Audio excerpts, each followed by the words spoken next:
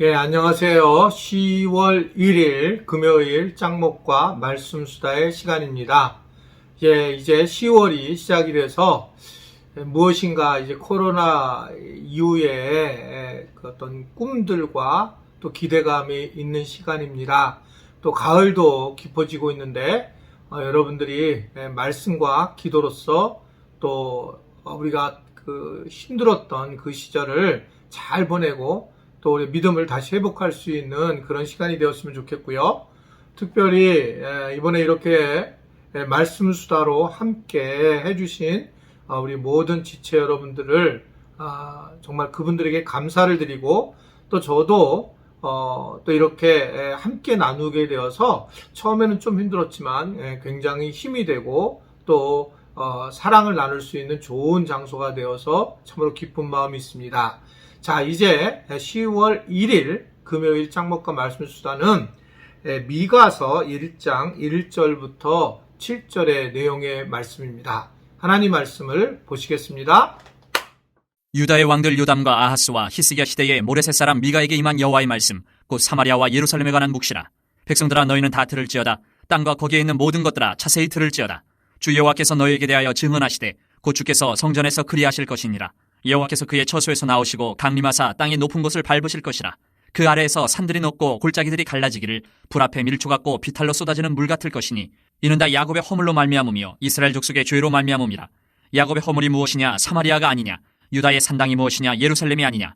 이러므로 내가 사마리아를 들의 무더기 같게 하고 포도심을 동상 같게 하며 또 그 돌들을 골짜기에 쏟아내리고 그 기초를 드러내며 그 새긴 우상들은 다 부서지고 그 음행의 값은 다 불살라지며 내가 그 목상들을 다 깨뜨리리니 그가 기생의 값으로 모았은즉 그것이 기생의 값으로 돌아가리라. 네, 오늘 말씀은 미가서에 대한 내용의 말씀인데요. 미가서는 사실은 앞에 구약을 많이 해서 이번에 이제 묵상하는 것은 신약이 아닐까라고 생각했는데 또 이제 소선지서 쪽으로 해서 이제 미가서부터 나움, 하박국 이렇게 이제 뭐 스바냐 이런 말씀들을 우리가 10월 달에 만나게 되었습니다. 또 하나님께서 주시는 이 말씀을 통해서 또 귀한 은혜를 받는 그런 시간이 되었으면 좋겠습니다. 예, 미가서는 오늘 말씀을 보게 되면 4명의 왕, 즉 요담, 아하스, 히스기야의 세 사람의 왕이네요. 그 왕의 사이에서 있었던 그러한 모습입니다. 제가 왜 4명이라고 했냐면 이사야도 이러한 비슷한 왕 4명 사이에서 결국 선지자 역할을 했는데 이 미가도 실질적으로 호세아라든지 아모스라든지 이사야와 같은 한 시대에 있었던 선지자였습니다. 자, 그가 이제 예루살렘에 관한 이제 예언을 하고 묵시를 하게 되는 걸 볼 수가 있는데 미가는 단순히 예루살렘에 있는 것에 대해서 말씀을 전하는 것뿐만 아니라 온 땅의 모든 존재에 대해서 하나님의 말씀을 전하게 돼요. 근데 뭘 전하게 되냐면 하나님의 심판이 가까이 왔다. 심판이 시작되었다. 라고 그렇게 이야기를 하는데 충격적인 말씀들을 이야기하죠. 특별히 그가 얘기하는 것은 하나님은 성전에 계셔야만 하는데 성전에 계신 곳이 이제는 법정이 돼서 이 하나님께서 이제 증인이 되고 고발자가 되셔서 우리들을 재판하시게 된다라고 하는 것을 말씀을 하고 있는 겁니다. 결국 하나님이 처소에 갇혀 있고 그리고 성전에 갇혀 있는 것이 아니라 심판의 하나님으로 강림하실 것이다. 그러면서 이 심판은 우리가 감당하지 못할 그런 심판이 될 것이라고 하는 것을 말씀을 하고 있습니다. 그래서 이 하나님은 이 심판자이시라고 하는 것을 강조하는 것이 이게 어떻게 생각하면 미가의 선지자가 주장하는 그런 내용입니다. 하나님께서 온 땅을 감찰하시고 심판하시는 재판관이시고 그래서 우리는 심판하신 하나님에 대한 마음을 늘 생각하고 살아가야 된다라고 하는 거죠. 어떤 분들은 너무 심판이 강조된 하나님에 대한 말씀을 생각하는 분이 계신 분도 계시지만 어떤 분은 너무나 또 지나치게 하나님은 사랑이시기 때문에 심판하실 하나님에 대해서 전혀 생각하지 않고 살아가는 분도 계셔요.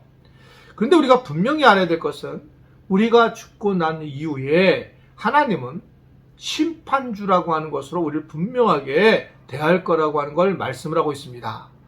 이 심판이라고 하는 것은 결국 다른 방식으로 얘기를 하면 사랑이 함께하고 있는 그런 부분이기 때문에 그렇습니다. 만약에 심판 없는 사랑이라면 그것은 사랑이 아니죠.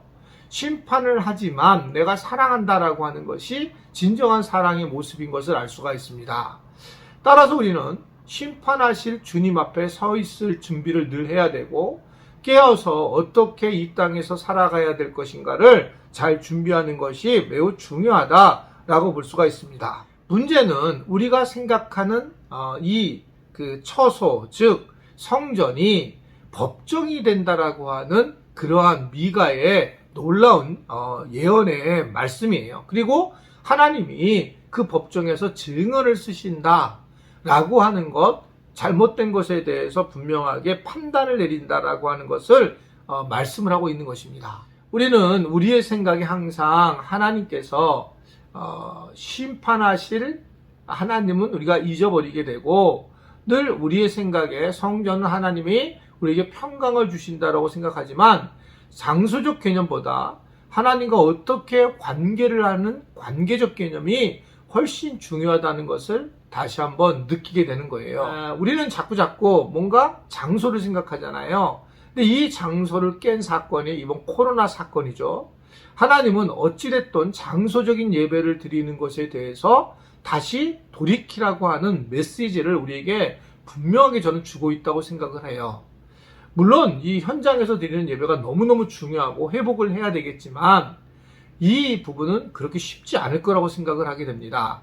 왜냐하면 또다시 하나님께서 그것보다 중요한 것이 우리가 하나님 앞에 어떻게 깊은 친밀감을 누리며 세워지느냐, 이것을 훨씬 중요하게 여기는 것이 오늘 본문에 있는 내용의 말씀인 것 같습니다. 하나님은 심판하시기 때문에 우리가 하나님을 두려워할 줄 알아야 되고, 그리고 하나님을 만날 때에 심판하신 하나님을 기억해야 된다.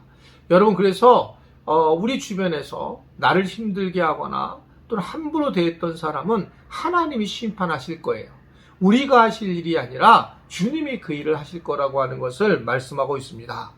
특별히 오늘 말씀을 보면 하나님의 심판은 죄와 허물에 중심적으로 두고 계시는 걸 볼 수가 있습니다. 이 죄, 허물은 언약의 말씀을 업신여기고 거역했다. 이게 허물이고요. 죄는 행실이 하나님에서 심히 악한 것을 뜻하고 있습니다. 즉 허물, 언약의 말씀을 업신여기고 거역했다는 거예요. 하나님의 말씀이 있는데 그 말씀을 자의적으로 해석을 하고 말씀에 대해서 자기가 옳다고 생각하면 그걸 따르지만 옳지 않다고 생각하면 따르지 않는 그런 모습들에 대해서 우리는 허물을 가졌다라고 얘기를 하고 있고, 실제로 행실은 바로 죄는 행실이 하나님 앞에서 정말 악한 것, 심히 악한 것, 그런 것이 우상 숭배와 음란과 악한 삶이라고 하는 걸 얘기하고 있습니다. 주일에 우리가 교회를 현장 못 올 때에 저는 그 주일 예배 때 우연히 어디 외부에 나가서 놀러 간 곳에서 예배를 드리는 것에 대해서 아주 나쁘다고 생각하지 않지만, 그런데 현장에 못 온다고 만약에 예배를 빼먹는 과정처럼 그냥 그거를 이용해서 어디를 놀러 가는 것은 조금 더 우리의 죄성이 있다고 저는 생각을 하고 있어요. 의도성이 있다는 거죠. 우리가 어디를 어떻든 간에 어쩔 수 없이 가게 돼서 그래서 우리가 멀리 예배를 드릴 수 있지만, 의도적으로 우리가 이번 기회가 주일날은 이제는 현장에서 예배를 안 드리니, 그러니 우리가 어딜 놀러 가겠다라고 하는 것들 우리의 죄의 어떤 모습입니다.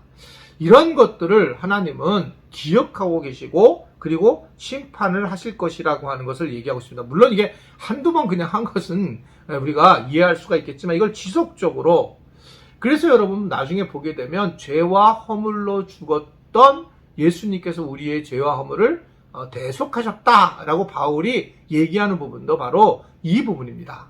죄와 허물이 우리 안에 있는 거예요.